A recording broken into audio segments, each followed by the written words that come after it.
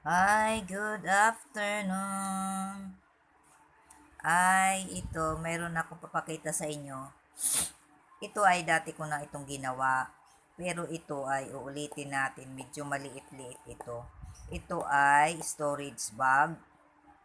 Ito ay pwede nyo lagyan ng kung ano-anong mga kumot o kaya basta ano kung ano ang gusto nyong gawin.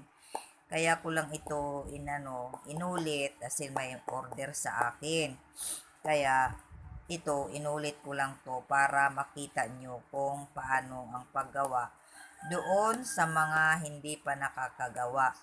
Kung tutuusin, ari naman kayong bumili kasi marami ito ngayon. Parang marami ito ngayon na binibenta. Pero ang kagandahan lang nito, ang ating gagawin sarili ay yung medyo matibay. Kasi nga, yung mga umorder kasi yung anak ko minsan, isang gamit lang ng binuhat ay napunit agad ito dito. Diyan sa may hawakan. Kaya tayo ay gagawa ng sarili natin na tela.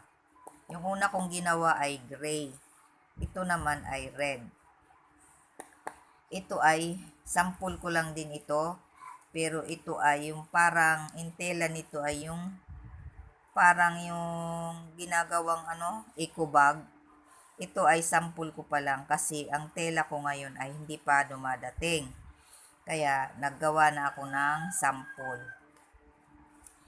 Pero yung order din sa akin ay gray. Kasi gusto nila yung medyo tawag dito yung hindi nagkakarumi agad. Ito ay sample ko lang. Kaya ginawan ko na siya ng mga sukat para kayo matuto. Itong ganito, diretso yan ha, diretso. Tuwid ito, tuwid. Tuwid ito na ganyan siya. Tuwid. Isang buo yan, isang buo. Alam mo kaya medyo nakatupi, naka-fold yan kasi nga ito yung kanto. Ito yung kanto. Ito yung kanto. Ito yung kanto. Tapos ito bali ang kinakabitan ng zipper. Ito yung back. Ito yung back ha. Tapos ito yung pinakasahig ng bag. Ito naman ang bukasan dyan para sa zipper. May zipper yan. Yan. Ito naman yung front. Tingnan nyo ha. Ito yung front. Itong ganito ay buo yan. Buo hanggang dito. Buo yan mula dito hanggang dito. Tapos, may plastic. Ang plastic natin ay medyo yung malambot na makapal. Kagaya nito. Ayan siya. Makapal siya. Kaya kahit tupi-tupiin mo yan, hindi siya lumulutong. Hindi kagaya ng ibang malutong. At saka makapal to. Makapal. Ay, ang tawag ko dyan ay plastic lang. Hindi ko alam. Basta nagpabili lang ako. Ang hirap kasi hindi naman ako ang nagbibili. Pinapasabay ko lang sa mga pumupunta sa palengke. Kasi bawal nga ang matanda. Tapos, ayan na ang aking mga sukat. Kaya tatandaan ninyo, ito mula dito hanggang dito ay buo. Naka-fold lang din yan. Ayan na siya oh. Naka-fold. Hindi pa siya naka-fold. Buo pa lang yan. Kasi, lalagyan natin ng plastic. Kaya sa kabuuan nito hanggang dito ay teka, wala palang sukat. Ang kabuuan niyan dito ay teka ha, wait lang, 17. 17 itong sukat na to. 17 siya. Tapos, ito yung back ha, at yung baba ito. Tapos, ito naman nasa side. Itong side na to, yan ay ano lang, 4 inches lang yan kasi nga may plastic na 10 tapos 4. Kaya mula dito hanggang dito ay 17 and a half. Nilagyan ko ng half kasi nga ito dito dudublihin natin kasi hindi mo matatahi yung plastic pag walang sapin siya sa ilalim. Ilalagyan ko pa ito ng piping. Papapipingan natin ng gilid para matibay siya. Gaganyanin natin siya, tutupiin. Tapos, itutupi mo siya ng ganon. Bago mo itahi na siya dito. Palibot, dyan. Palibot na siya dyan, ganyan. Tapos, kaya ko ito ni-explain sa inyo para matuto din kayo magtahi. Hindi lang tayo titingin sa mga nakikita natin dyan. Maigi na yung sarili natin para pag may gusto tayong ilagay, kaisip ka, may tila akong ganito, yun ay gagawin mo na kaagad. Kaya itong mga ginagawa ko lagi para sa inyo yan. Ayan pala yung sukat 17. Ito ngayon ko lang kasi itong drawing. Tapos ang taas niya mula dito ay 19. Tapos ito naman na pinakasahig ay 19 and a half. Kaya may sobra rin na half dahil dito sa tahi, sa lalagyan ng piping. Tapos ito, yan ang pagsasabayin, duduktungin ito, iduduktong mo na siya, itatahi mo na siya dito. Ito naman ay itatahi mo na rin siya dito. Hanggang dito lang ha. Hanggang dito lang kasi ito ay may zipper. Yan. Zipper yan. Paikot din zipper. O, naintindihan na ninyo yung drawing ko. Bali ito ay tatakip mo na siya dyan. Diba? Tapos ito, ididikit mo na rin siya dito. Bali dalawang ano lang siya. Dalawang mukha lang. Pangatlo lang yung plastic. Kasi bago mo ito ikabit, ikakabit mo muna yung plastic. Kakabit mo muna siya dito sa tela. Kakabit mo muna siya dito bago mo i-attach siya dito. Kasi itong kanto na to dito yun. Tapos dito yung ito dito yan. Tapos ito dito naman yung isa. Tapos itong banda dito, yan na siya dito, ididikit mo, diretso tatahi mo dyan, paikot. Pagdating dito, hindi mo rin yun siya itatahi. Kasi kakabitan natin siya ng zipper. Siguro klaro na ha? Ang tatahiin mo lang mula dito hanggang dyan. Tapos, titigil ka dyan. O, ikakabit mo rin ito. Tatahiin mo rin dito, hanggang dito. I-maintain mo dyan yung garter, yung plastic.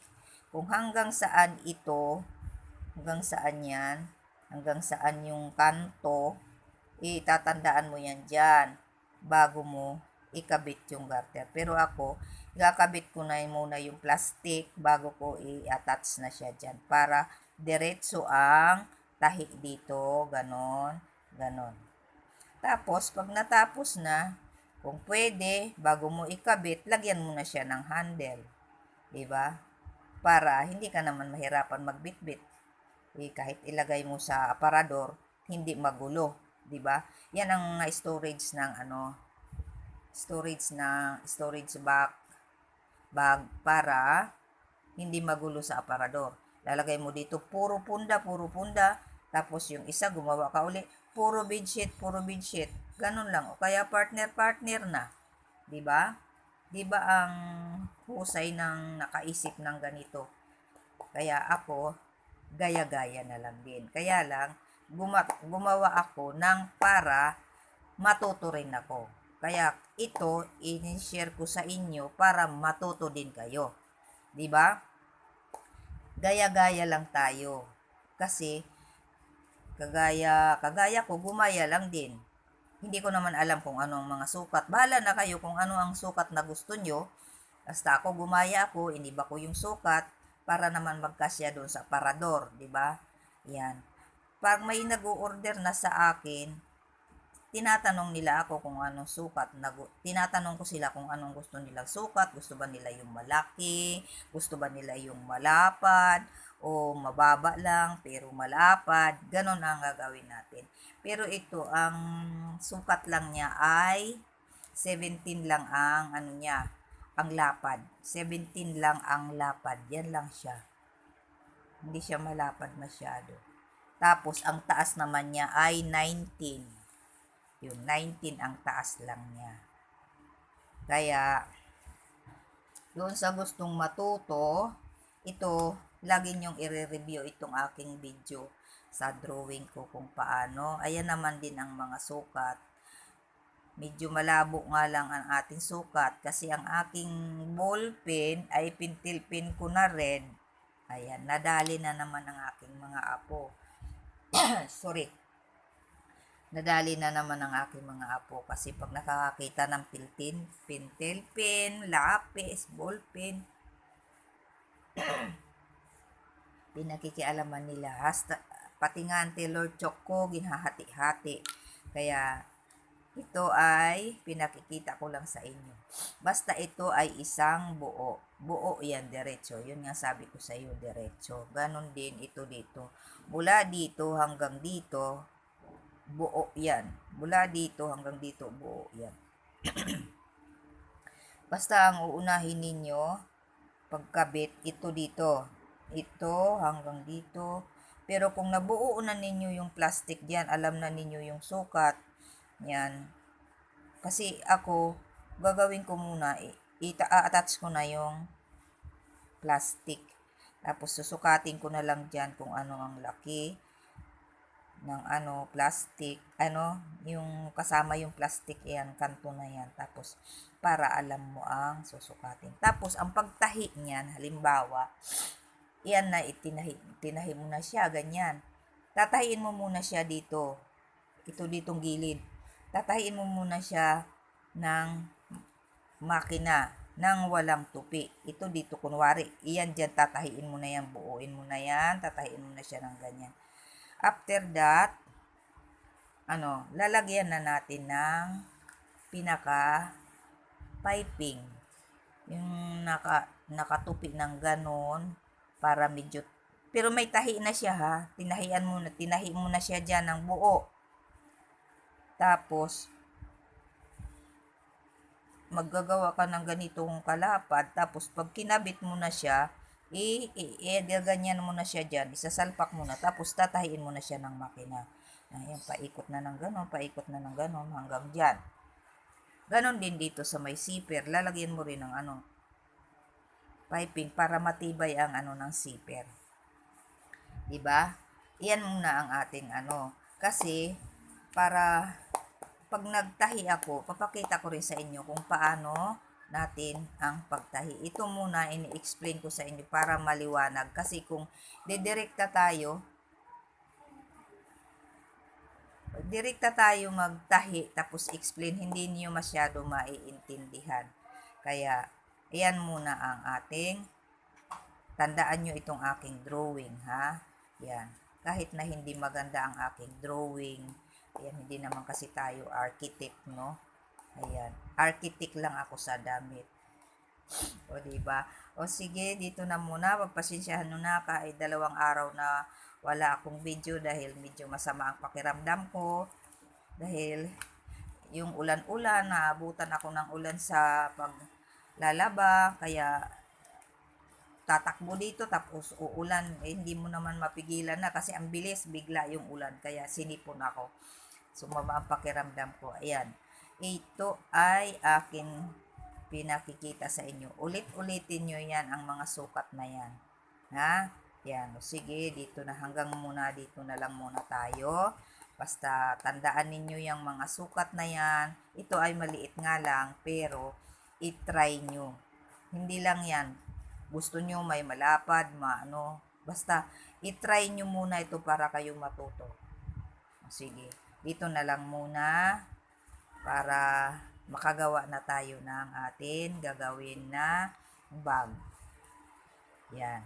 Ayan, na siya. Pero ito ay hindi ito tela. Ewan ko anong tawag dito. Ito ay tinastas ko lang. Hindi ito gawa scrub suit. na hindi nagamit ng anak ko sa ospital. Yung issue sa kanila, may scrub suit na mga ginagamit ngayon ng mga ano. Hindi naman niya ginamit kasi iba ang nag-issue tapos una binaliwala ito, hindi naman ginamit. Nasa aparador ko lang to, kaya kinuha ko. Tinastas ko na lang. Yan. Yan ang aking ginagawa lagi. Hindi ako nagsasayang. Kaya gusto ko matutunan din ninyo. Huwag kayong mag-apura. Ito kasi ginawa ko lang sample. Mayroon na akong tinabas dati pa. Malaki yun. Yan. Sige, dito na muna. Hanggang dito na muna. Pagpasensyahan nyo na ako ay minsan din nakakapag-video. Alam mo na, ang matanda, marami na nararamdaman. Oh, sorry. Pero pakiusap ko lang sa inyo, mag-like naman kayo, subscribe, tapos i-share naman ninyo at hinihiling ko sa inyo na wag naman ninyo anong tawag dito?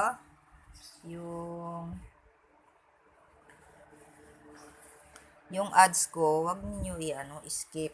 Oh, sige, hanggang dito na lamang. Bye-bye.